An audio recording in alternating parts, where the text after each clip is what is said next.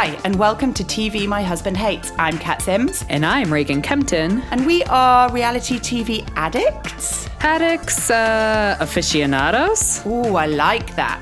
Experts. Experts. Basically, we know our shit when it comes to reality TV. 100%. Hey guys, and welcome to this week's episode of TV My Husband Hates. I am joined by Reagan Kempton. How are you? I'm good. We are out of the basement. We are living upstairs like normal people. Felt good to take a little bit of a break from the podcast so we could just move everything up here because now we're all sleeping in our own respective beds and rooms. So. Oh my God, I can't even imagine. If you're listening, you won't really understand this, but I know what Reagan's basement was like. But essentially, there was no division between your bed and the living room and the kitchen. No. I can't even imagine how shit that's been for like 6 months with 2 kids. It was 9 months. Oh. And not that anyone was counting, but it was 9 months, 3 days, and 47 hours. It was shit, but it was less shit than I had imagined it to be, if that makes sense. Yeah, I mean, we're back, so yeah, I'm excited. Forgotten. We are here with a big one. We've got 1, 2, 3, 4, 5 shows this week. Yeah. We are also planning our Patreon content. So if you didn't know, we do have a Patreon account. We'll put it in the show notes and we'll put it on social media and all of that stuff. There's some good stuff coming up for Patreon. We're going to do the Fallon chat, aren't we? Yeah, that's on tonight. So it's all about, I don't know how many, I mean, I assume you guys are all following it as well, but Portia is now engaged to Fallon's ex that we saw in the show this season, like just a few weeks ago. Yeah, so she is doing like a tell-all on YouTube. I'll see if I can link where it's going to be in the notes as well, but we're going to talk about that for our very late May content on Patreon. We're so sorry. And then our June content. Sorry, go ahead. I was going to say June is the we're going to do this. It's the same thing, but with Erica Girardi. Yes, and Tom and the embezzlement scandal, which is the Housewife and the Hustler, which comes on, at least in the U.S., on Hulu on June 14th. Kat thinks you can probably watch it on Hey You in the UK. But I will check for sure. But I assume, but it's certainly all of Bravo. Hey You is the home of Bravo in the UK. So I know, but Bravo's not doing it. It's a different channel who's doing this one. So we'll see. Okay. Anyways, we'll see. I'm sure you'll find it somewhere. Yes, I'm sure it'll be available at some point somewhere. Maybe YouTube. Yeah. We'll find it. We'll let you know as soon as we've found out where it is. For sure. But yeah, it's a big week for us, and in fact, a good week. There wasn't a show that I didn't love this week. No, I'm so happy that the Real Housewives of Atlanta and Dallas are over because I feel like I just look forward to the weeks now. Like these are all some of my favorite shows.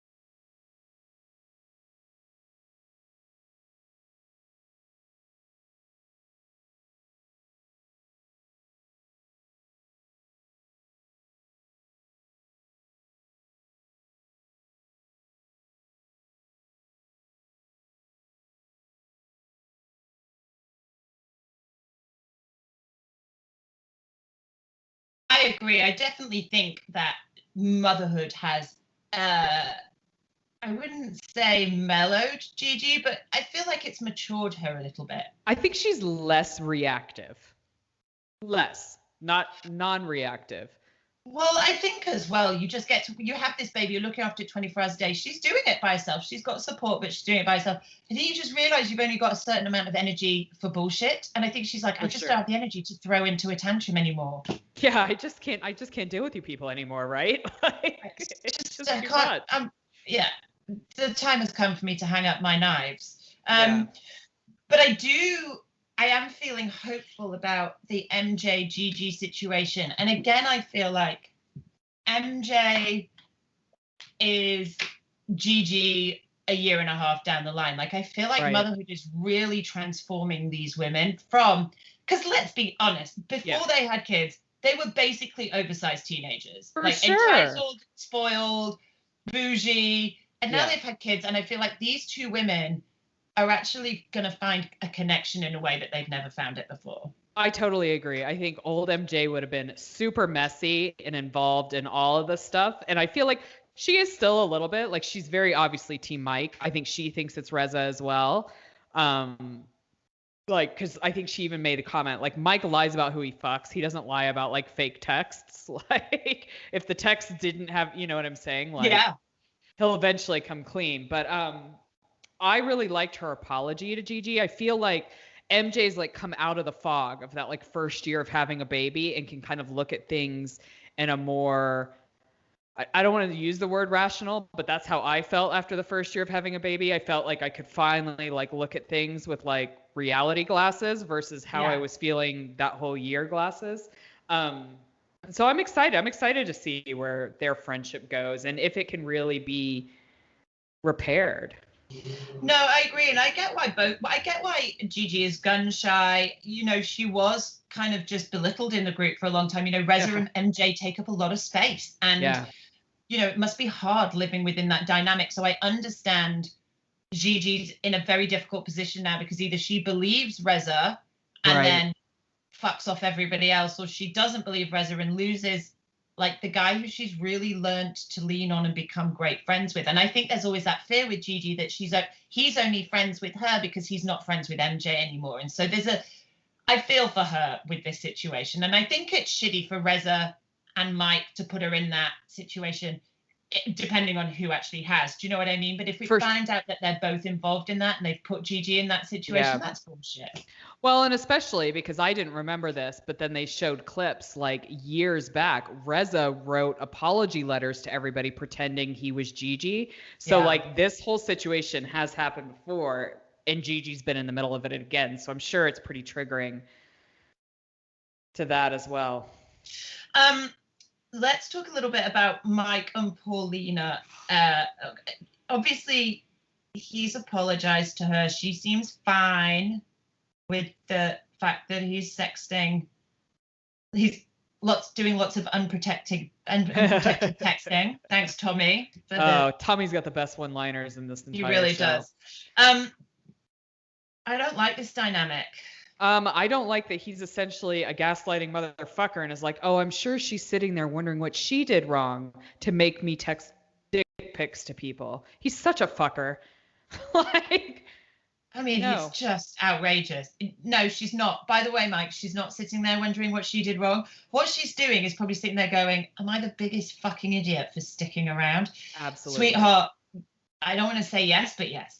Yeah, you're making some questionable choices. Like, I don't think this dude is the dude you double down on. Like, that guy's out there for you somewhere, but I don't think it's Mike. No, and I love Pauline, and she's got kids. Like, I get that you can be bedazzled by somebody, for sure. But Mike is not the guy to be bedazzled by. No, he's got some deep-seated fucking issues that he needs to go to therapy and work on, and he's never going to, so he's just going to be a fucking mess. He's a child. Yeah. He's a child. Oh. And then finally, before we move on, I think, you know, here's the thing with Reza and MJ, and I'm pleased to see that they're building a bridge. Like, we always wanted them to be friends again. For sure. But I really think MJ is digging deep into her patience for this, because I'm not sure that I would be ready to be cool with somebody who had extended a restraining order against my husband, and I think that she's handled, and I respect her decision to do so, but I don't know if I could do it, and I think she's handling it well, but I just think that her and Tommy have to be on the same page before this relationship really develops. Well, I think this is interesting because I have a feeling that and really only be superficial until Reza drops the restraining order, because then I think if he does that, then Tommy would be more open to like, you know, Reza meeting Shams. But I think until that happens, like Tommy's hard boundary is that like Reza is nowhere near baby Shams, and MJ has to respect that because that's Shams' dad.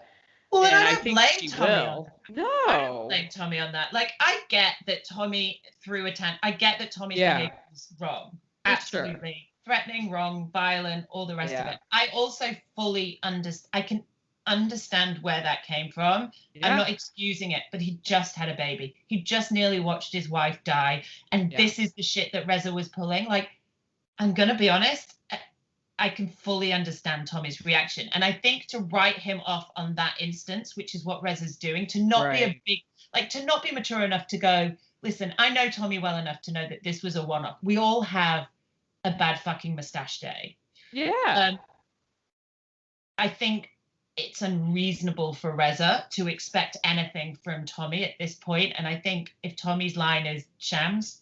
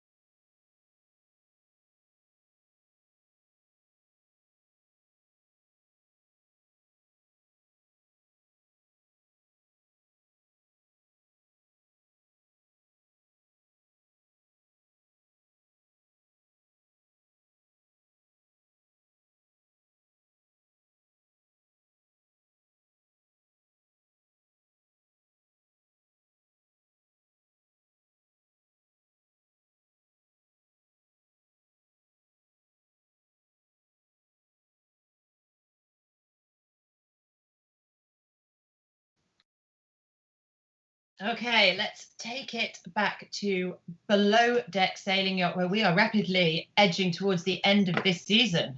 We are, and I'm going to be really sad because I think this season has been amazing.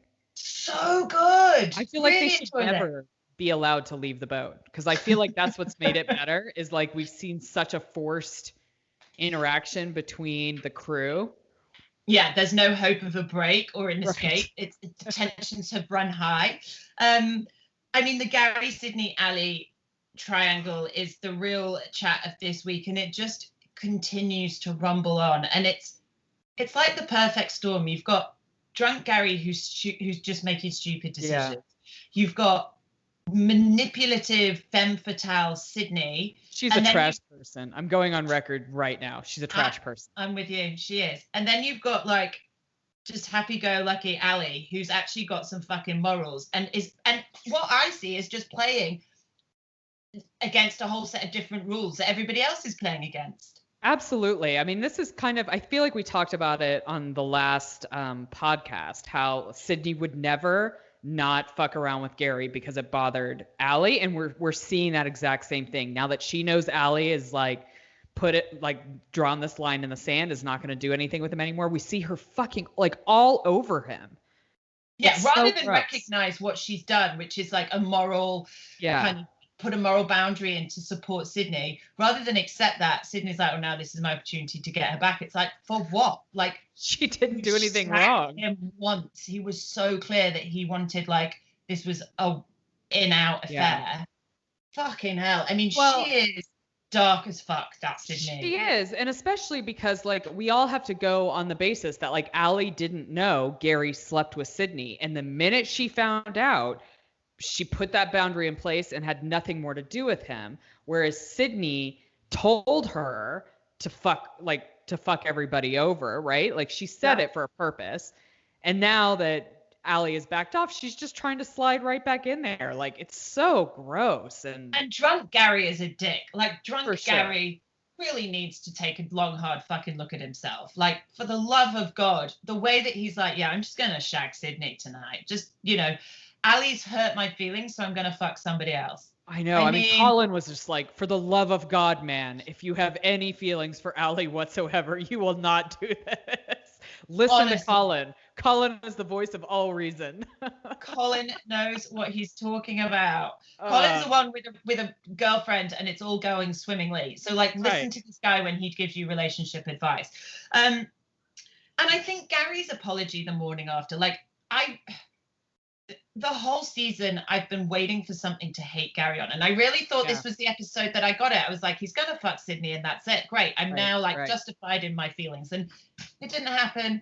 And he figures it out just in the nick of time. And he apologizes to Ali in a really heartfelt way. Like, I really felt for him because I did feel like he was truly, genuinely upset that he had hurt her. 100%. And I don't blame Ali for forgiving him and for snogging him. I think fucking all bets are off now. Just absolutely. Sydney is not worth that kind of fucking loyalty. Because Sydney knew absolutely what she was doing when she got topless in the fucking hot tub, and then Sydney's acting like the victim because Ali's upset about that. Oh, fuck off. You are an asshole.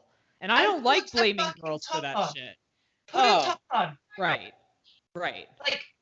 I'm here, fucking be topless if you want to be topless. But this is not a freedom. This is not freedom of my body thing. No. This is Gary, have you seen my tits thing? Yeah, do you remember these tits? We fucked, remember? Because I think she even asked. Didn't she say, you want to fuck? Yeah, she did. I hate this woman. I fucking hate this woman. You want to fuck? I mean, talk about literally putting yourself on a fucking plate. I get it. Own your own shit, but this isn't, I've said it, but it's not about her being a free woman and sexually positive. This is about her. It's spiteful and it's nasty. And this is the shit that gives women a bad name. Yep. Throw that bitch overboard. Absolutely. Never ever thought I'd be standing up for a woman against Gary, but you fucking made us do it, Sydney. We're not even being on brand at the moment. But God, you were such an ass. Such an asshole.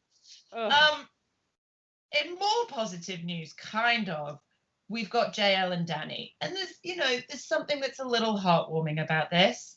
I think JL is really in love. He's head over heels, balls deep, fucking backwards, inside out in love. The only thing that I do not get about JL is how he turns into super deckhand when he gets really hammered. He's worried about the teeth. He's gonna go to bed early so he can make sure he gets up. The fenders don't look good on his way back from dinner. Really? Now you give a shit? Right? Because when you're sober, you literally give no fucks about this job. But this is your actual job. You don't seem to care. Until you're fucked. Yeah. Okay. So funny. But I think it's an interesting dynamic because I forget that Danny is so much older than him, and not older than him in hundreds of years, but just in the place they are at. She's very clear. She's like, I want to get married and I want to have babies. And and you're not that guy right now. And he's not saying I am that guy, but he's like, we'll work it out. And I think Danny's old enough and ugly enough to know that's just not a happy relationship, mate. So she sees the writing on the wall, but also she just wants to fuck him. I know. I mean, it's a battle inside her. It is. It's a tough place to be. And I don't even know, I don't know what's going on with them now. I wonder if this is going to be a reunion surprise and maybe they are actually together, but they're not on social media. I don't know. I mean, whose baby is it? Because where are we now? We're a year. This was last summer. Yeah. So say if she got pregnant at the end of the summer, so let's say September. Or they met up after the show. I mean, met up after the show. So August, October, November, December, January, February, March, April, May, June. She would have had the baby. She'd be due to have the baby any minute now. Yeah, and she has. She has had the baby. I think it must a week be or so ago. It must be JL's baby because I don't think Danny's jumping into bed with another guy without using any protection straight away. No, I don't either. So I don't know, but I think the question is like we don't know whose baby it is, but we also don't know whether they're together or not. Like maybe this has just been all hidden to wait for the reunion. I don't know. If it is, that's going to be reality TV gold. It's going to be masterful. Sure. You're right. Exactly. It's going to be a stroke of genius. Yeah. Considering she wasn't even going to put out pregnancy pictures, and she was outed by somebody at like her work, because she works at like a med spa in Australia, and somebody took a picture of her at her work and posted it that she was pregnant, because she wasn't even going to do that. Well, that's not cool. It's not cool, but it's crazy. Glenn is already preparing for the end of the season and offers crossing jobs to Gary. I get it. And to Natasha. I don't get it, but I don't understand Natasha either. But I mean, maybe she just cooks really good food and he thinks she'll be fine for the crew. I mean, this is it. She just needs to do fucking bangers and mash for the crew. So how hard could it be? They need somebody to cook some food. For sure. And then, of course, the next charter gets knocked off because they all test positive for COVID. So they're like, are we going to have a charter? Are we not going to have a charter? Yeah. I'm with Daisy on the news. They discover that they are going to be waiting on another crew who have been gifted it by the management. No, I think this is going to be terrible. I would not be cool with this. Like, it's going to take a really seriously special, cool kind of crew to come on and behave in a way that is acceptable. And I don't think that from yachties in general. No, I think they're going to go ballistic because they've been serving people for this whole time as well. And they must have been quarantined on their own boat too. So it's like, they're getting away. Yeah. And it doesn't help that their boat is like 55 times the size of the same. No. I mean, like, and it pulls up right next to it. That all feels a little bit awkward. Well, and it's going to be like the age-old like motor yacht versus the sailing yachties as well, because it's like a very different thing and a different hierarchy. And I don't know. I hope Colin's come to Jesus meeting holds strong when he got like everybody on board for this last charter. I mean, the good thing is it sounds like the guests are actually not in charge of the tip. Yeah. And I think that's what I love Colin. He's very like, I've got a fucking job to do. And he's like, look, we're going to get a tip. So it's just like any other charter. Let's just fucking nail it. Yeah. Colin's amazing. He is. Let's move on to New York. New York and Beverly Hills are going to be heavy going because there's a lot to talk about. Quite similar stuff. Yeah. But let's start with New York, where, of course, we kick off in Luann's house with Eboni and Luann going at it hammer and tongs. Luann is fully in the wrong. She needs to shut her fucking mouth. And actually pay proper attention to what somebody said or getting fucking worked up about it. Yeah, I mean, Luann is absolutely committed to not seeing what's actually been said. She is convinced that Eboni has said that she is smarter than everybody else. That's not what she said. Eboni has simply made the factual point that she has more official education than anybody else around that table. She's not wrong. She has numerous degrees. She is more formally educated than anybody else around that table. And she's only saying that in response to Luann's very offensive comment that if you are sex positive and talk about sex, then it shows a lack of education.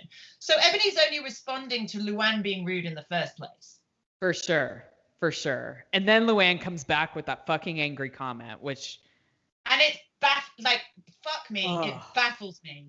It baffles the fuck out of me that at this day and age, after the year we've had, that you do not know the relationship between that word and its use to oppress Black women throughout. By now, if you do not know that, Luann, shame on you. For sure. It's totally your fault for not doing any fucking work whatsoever or paying attention to anything. And Eboni makes that point. Leah has just stood up, screamed at everybody, called them you a host, stomped off in a huff, and nobody called her angry. And then Ramona goes, yeah, but her grandmother's dying. Everybody's like, so's mine. Right? And it's just baffling to me. And I think you make a good point, or you did in our meeting. Like Heather at this point, I really like how she's like, we all need to stop and we need to do the work. And We need to listen. That's our only job right now, is to fucking listen. But then Heather becomes a dick. Just saying. It's like literally like the next scene too. Like Eboni goes off and has this conversation with Leah. Because Eboni suddenly decides that she's now the whisperer. She's now the race whisperer, right? Right. So she's the one that can mediate this very difficult landscape between Eboni and Luann, because she knows both sides of the Heather's story. in touch with Black culture. She is such an asshole. Like, because she's worked with Puffy and Beyonce. This bitch. I can't even.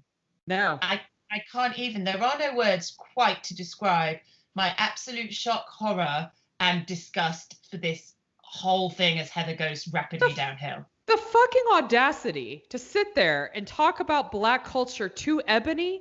The real Black culture in America, she said.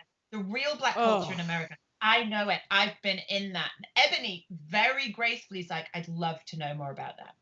Eboni has more grace than these women fucking deserve at all. The shit that they have said is fucking mind-blowing. Heather's like over familiarization with Black culture is fucking offensive as fuck. And like Eboni is calm, cool, collected, and like explains the situation to people. And it's like, you fucking don't owe them shit. You owe them no knowledge. She's not allowed to be any other way. That's the thing, right? She's not allowed to be any other way because. But I'm giving her permission to be another way. I know. Fuck these women. Peace out of the show because they don't fucking deserve any sort of the education you're giving them at all. Let's also talk about the bomb of condescension that Heather drops as she just mic drops her way out of that room, where she just suddenly turns around to Eboni, lawyer, broadcaster, journalist, and goes, "You're so articulate. Has anybody ever told you that before?" Heather. This is why I'm a little team Leah, and when she's like screaming at Heather about Heather always having to be the fucking authority on everything and knowing everything, she is so condescending and fucking self-righteous. And I felt this way about Heather when she was on the show. I was glad to see her go off. I wish they had never brought her back. It's just fucking gross. I mean, Leah's problematic as well, but like, listen, I mean, I agree with you. I think Heather's a nightmare, and I fully understand Leah's frustration, but Leah's delivery is really not okay. Like, it's not okay. And I think that as aware as Leah is, she is woefully lacking in awareness of her privilege in being able to behave like she's behaving. She throws shit at Heather. She stomps out of rooms. She's screaming and crying and throwing her hands in the air. Like, I get that she's got shit going on, but like Eboni has said, Eboni doesn't have the space to behave like that. And Leah is, for all of her awareness, it's glaringly lacking at this point. And it's really interesting that, like, you're absolutely right. Eboni is literally dealing with the exact same thing that Leah is, but she can't act even a fifth of the way Leah is acting. And Leah doesn't even put that together. Like, nobody's talking about that in the episode. No. And it's, and it is. And I think when Leah rewatches this, I hope that in the reunion, we've seen her be able to be a bit more self-evaluating. So I hope that she sees that, because it's so glaringly obvious at this point that it just makes me realize that unlike Heather, who really thinks that she's got her woke work done, she's like, I've got this down. Like, it's a really good reminder that it's a much longer, ongoing, constant process. We're never going to have this shit down. We're always going to have to check, think, go for our second thoughts. For sure. I find it baffling. It's baffling. But what's also fucking amazing is actually the person who does have it down is fucking Sonja. We've always loved Sonja. I am so delighted about this connection between Eboni and Sonja. I feel like Eboni has been the only person that really sees Sonja and ever and lifts her up and makes her feel good about herself. Because these other women have been shitting on Sonja for years, making her feel like an asshole. And I think Sonja is a genuinely kind, tolerant person. I think I think Reagan. I didn't mean Reagan. You're gonna hate me when I. Yeah. I think Ramona. I'm sorry. It was not a Freudian slip. It was just because I fucked up. I think Ramona's walked all over her. I think Luann has too, and I think Eboni sees exactly what's happening. She's got really good intuition. Yeah. Well, and even just the stuff Sonja says about like doing the work and being quiet is not as judgmental and aggressive, like as angry as Heather's delivery is. Like it's just very matter of fact. Yeah. She's just like, this, we just need to do this. Like be quiet. It's not about questioning it, it's about shutting up and listening. Yeah. So no, I agree, and I love that Eboni is going to help her find love, and she's called Devon, and this is going to be spectacular. I think this is going to be a real love story between Eboni and Sonja. Agreed. I'm so here for it. I love it. I think it's awesome. Me too. Okay. Interestingly, we find a similar scenario in Beverly Hills. Yes, it's surprising how fucking awful white people can be. Especially very white women. So we come up again, very similar situation with Sutton and Crystal. Yeah. We in production we kind of butted heads on this as well, not because we disagreed on Sutton's actions. We condemn it. We think that the way that she handled this situation was awful. Right. She's clearly in the Leah school of race relations, which is never a great place to be. But we did differ on our views of Crystal, and I think, that's. I think that's fair, isn't it? Yeah, totally. Because I think it's more the language. I think you have an issue with the language that Crystal uses to describe Sutton, and I just kind of feel like that is how Sutton has kind of acted towards her in the first instance. Like their first blow up, where Sutton was horrific to her and was very much like, we're all equal and all that other bullshit that we know is not acceptable anymore, that we, need to see the difference. I agree that, and even the paranoia at the table and like yelling at Crystal about that too, that was not fucking cool. That was weird as shit. No, agreed. And Crystal has every right to feel that Sutton was being weird and maybe a little crazy at that instinct.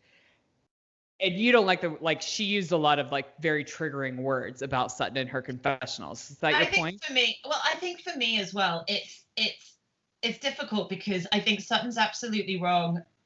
I also think Sutton has a real insecurity, and if she feels left out, like I feel like there's a certain empathy for me, aside from the race stuff, that about feeling left out in a group of girls. Like I've been there, and I think that's a really horrible place to be, whether it's true or not. I think if your insecurity leads you there.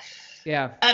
I do think that Sutton fucks up. I think she tries to make it right. I think she tries to work her way through it, and I think she tries to understand in a way that Luann doesn't at first. Like I think Absolutely. And she does a lot of that work by herself. She doesn't need a whole room of people to sit her down and tell her.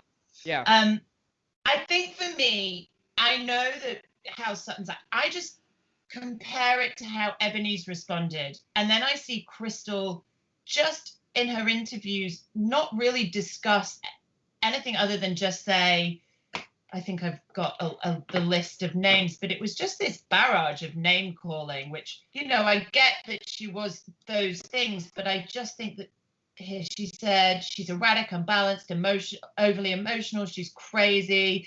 And it just made me think, Eboni didn't handle this shit like this, and I'm not saying that there is a right and a wrong way to handle it. I'm just not a big fan of name calling, and I'm certainly not a big fan of women using those words like erratic, unbalanced, crazy, overly emotional against other women, because again, those are words that have been used to fucking oppress women all the time. Like, I get that Sutton's behavior seems inexplicable and like strange. Yeah. But I just feel like Crystal was. I just think if you're resorting to name calling, then you're not making a point. So I guess my point is, we don't know when these confessions were filmed. We don't know if this was filmed kind of right after the situation happened, so that some of these feelings are very raw.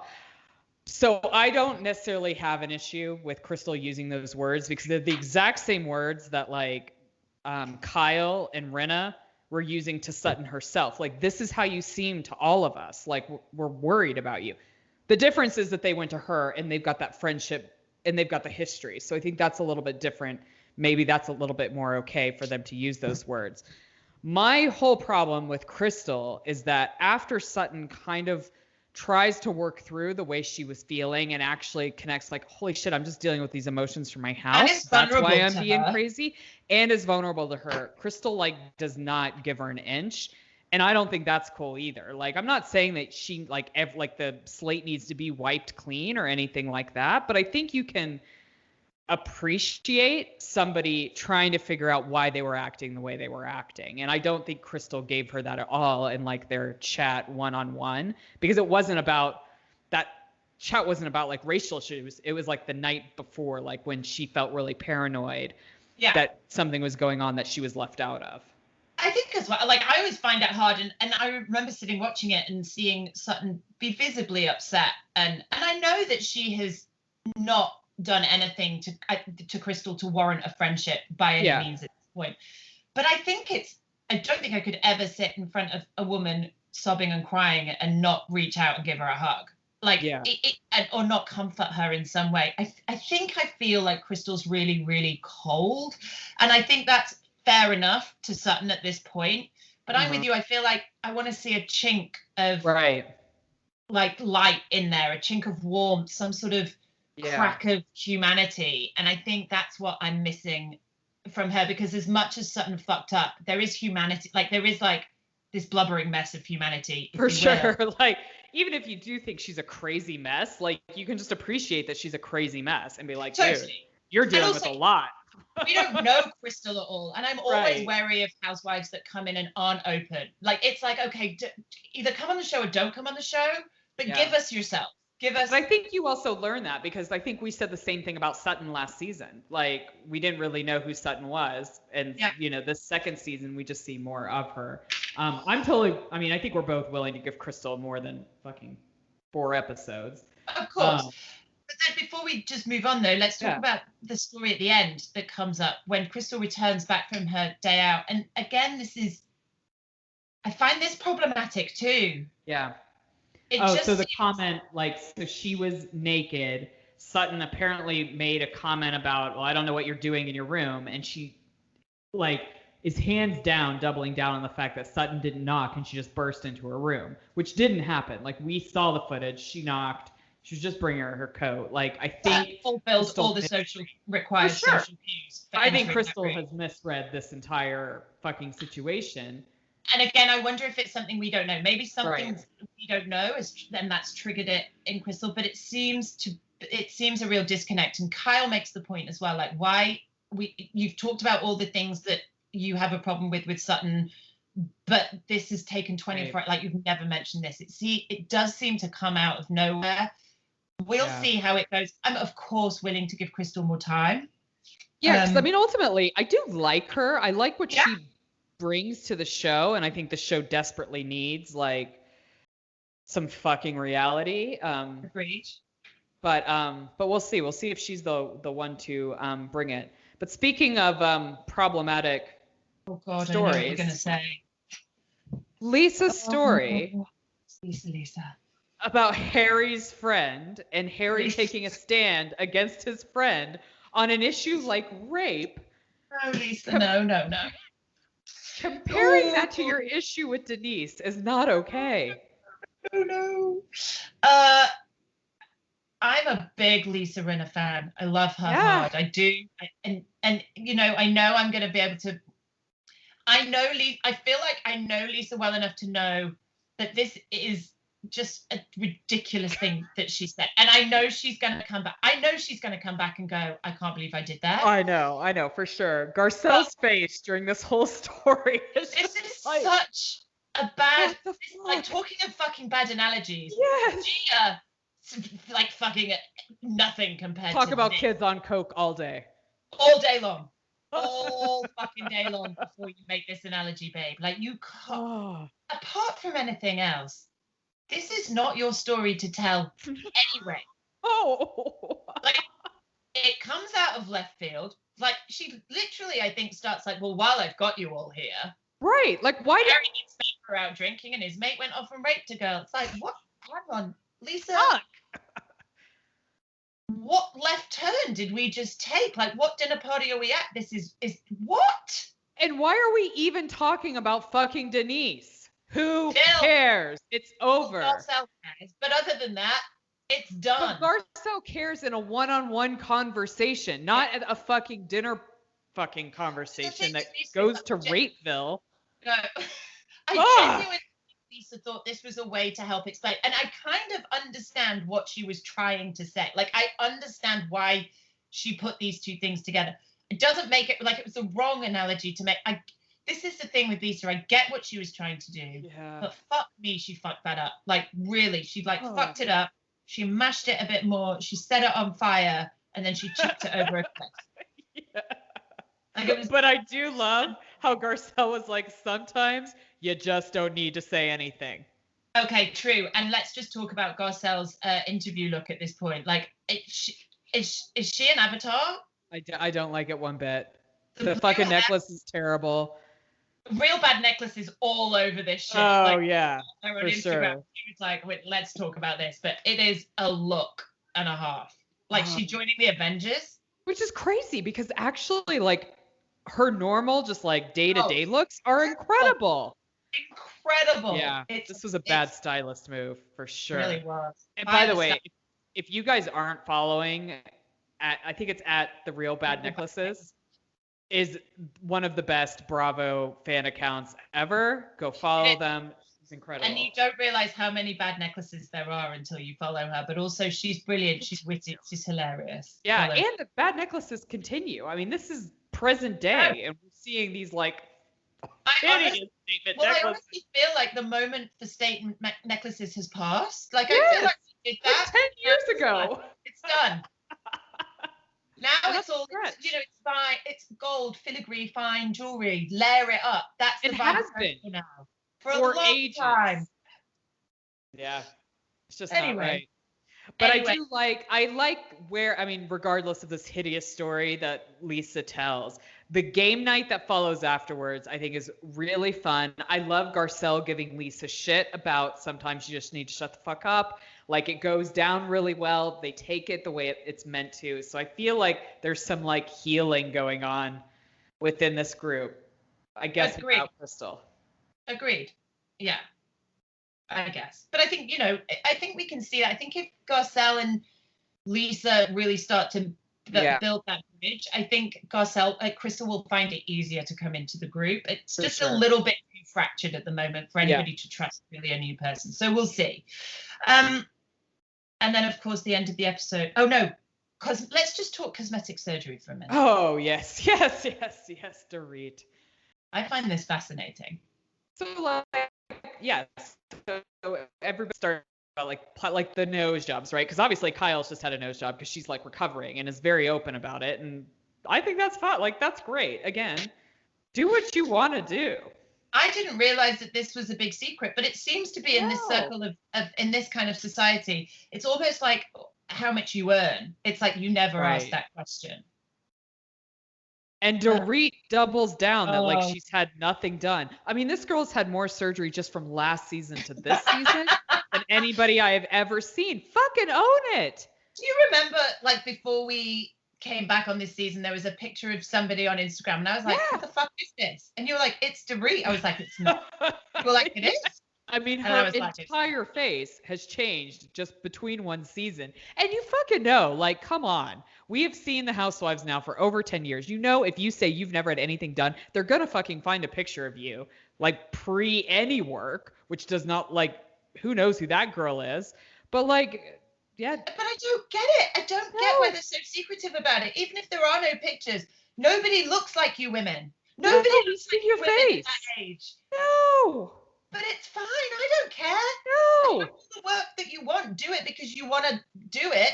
But just don't lie about it. I mean, Kathy was open. Kathy was like, I got a little something done. I really don't want to love Kathy Hilton because I still will never forgive her for what she did to Paris. But I love her. Yeah, she's amazing on this show. I wish she had been done. I wish she had been on this show ages ago because I feel like she's the most real Beverly Hills, if that makes any sense. Yeah. No, she's like exactly what you'd expect. She's not trying to be anything else. No. She's like, I'm a pampered Beverly Hills princess, and I'm perfectly happy with that. Absolutely. But then we see at the end of the episode, 4 days later on election day, we see that Erica sends the text that she is filing for divorce from Tom. I mean, that's got to be one of the biggest shocks to a cast ever. For sure, especially if you're on a girls' trip 4 days before and like nothing is mentioned. I mean, we're going to talk about this because we're going to do the Erica Hulu interview thing, whatever, that on Patreon. But there is some sketchy shit going on there. Yeah, there's some real sketchy stuff. I mean, I just brought up one article and was reading it to Kat, and I'm sure that's not even all of it, or it may not be 100% factual. I really don't want Erica to be a part of all the bad stuff. I mean, I'm starting to wonder how she can't be, but